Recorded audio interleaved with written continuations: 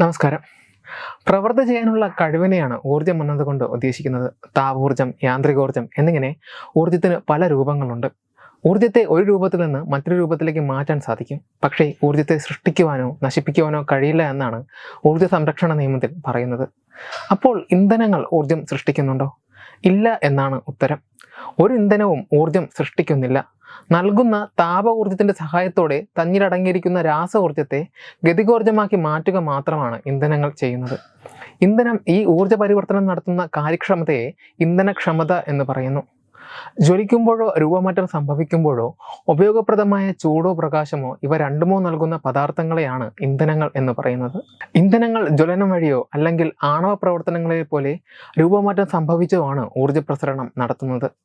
മനുഷ്യരുപയോഗിക്കുന്ന മിക്ക ഇന്ധനങ്ങളും കത്തുന്ന തരമാണ്. ഫോസിൽ ഇന്ധനങ്ങളുടെ ജ്വലനം വലിയ പാരിസ്ഥിതിക പ്രശ്നങ്ങൾ ഉണ്ടാക്കുന്നുണ്ട്. അതുകൊണ്ടാണ് ഇന്ന് ഇലക്ട്രിക് വാഹനങ്ങൾക്ക് ഏറെ പ്രചാരം വന്നത്. എന്നാൽ ഇവ ചാർജ് ചെയ്യാൻ എടുക്കുന്ന സമയം വളരെ കൂടുതലാണ് എന്നതുകൊണ്ട് തന്നെ ഇതുണ്ടാക്കുന്ന ബുദ്ധിമുട്ടുകൾ ചില്ലറയല്ല. ഇവ ചാർജ് തീർന്ന വഴിയിലായാൽ പിന്നെ പറയുകയും വേണ്ട.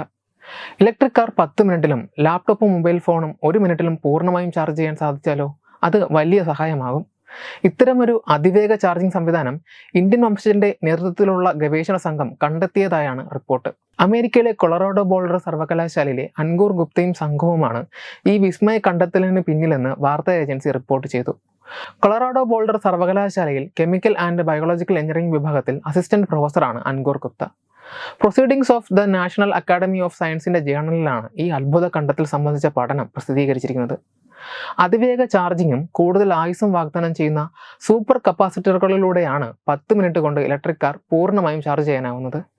ഇലക്ട്രോണിക് വാഹനങ്ങളിലും ഉപകരണങ്ങളിലും മാത്രമല്ല പവർ ഗ്രിഡുകളിലും ഇത്തരം സൂപ്പർ കപ്പാസിറ്ററുകൾ ഉപയോഗിക്കാനാകുമെന്നാണ് അൻകൂർ ഗുപ്ത അവകാശപ്പെടുന്നത്. വൈദ്യുതോർജ്ജത്തിന്റെ കൂടുതൽ ഉപയോഗം ആവശ്യമായി വരുന്ന അവസരങ്ങളിൽ സൂപ്പർ കപ്പാസിറ്ററുകൾ വൈദ്യുതിയുടെ വേഗവും കാര്യക്ഷമതയും ഉറപ്പാക്കുമെന്നും അൻകൂർ ഗുപ്ത അവകാശപ്പെടുന്നു. പുത്തൻ കണ്ടെത്തലോടെ സൂപ്പർ കപ്പാസിറ്ററുകൾ പോലെ കൂടുതൽ കാര്യക്ഷമമായ സംഭരണ സംവിധാനങ്ങൾ വരും ഭാവിയിൽ വികസിപ്പിക്കാനാകുമെന്നാണ് അൻകൂർ ഗുപ്തയുടെ പ്രതീക്ഷ. അൻകൂറിന്റെ അവകാശവാദങ്ങൾ സത്യമെങ്കിൽ ഇലക്ട്രിക് കാറുകളുടെ മേഖലയിലെ വിപ്ലവകരമായ കണ്ടുപിടുത്തമായിരിക്കും ഇപ്പോൾ നടന്നിരിക്കുന്നത്. വെബ് ഡെസ്ക് തത്വമൈ ന്യൂസ്.